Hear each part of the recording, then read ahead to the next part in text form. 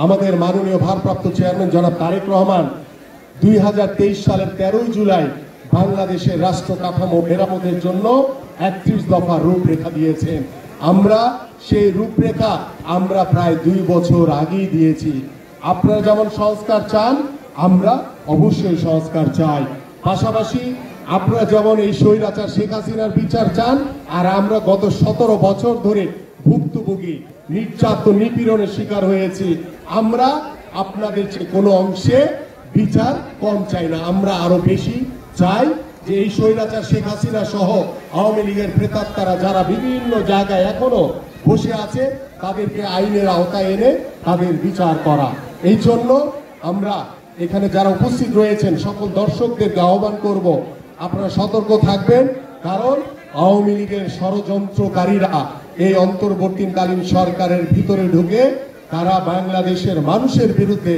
বাংলাদেশের মানুষের যে প্রত্যাশিত গত 17 বছর ধরে বাংলাদেশের মানুষ ভোট দিতে পারে নাই, বাংলাদেশের মানুষ এখন ভোট দিতে চায়, সেই নির্বাচনকে পিছানোর জন্য ষড়যন্ত্র করে যাচ্ছে।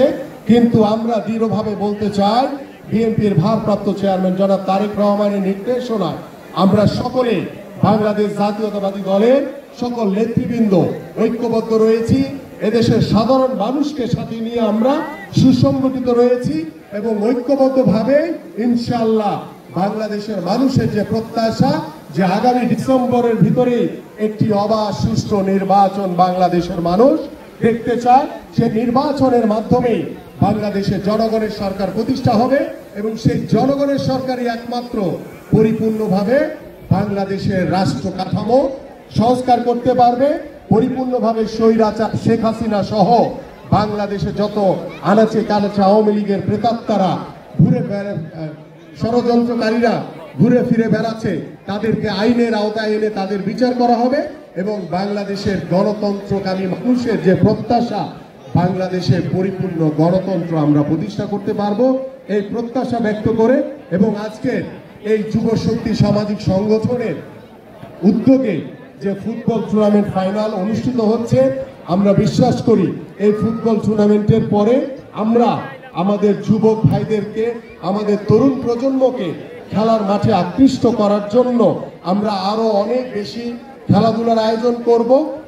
আমি বিশ্বাস করি আমাদের গত 17 বছর এই যুব সমাজ যেভাবে মাদকাসক্ত হয়ে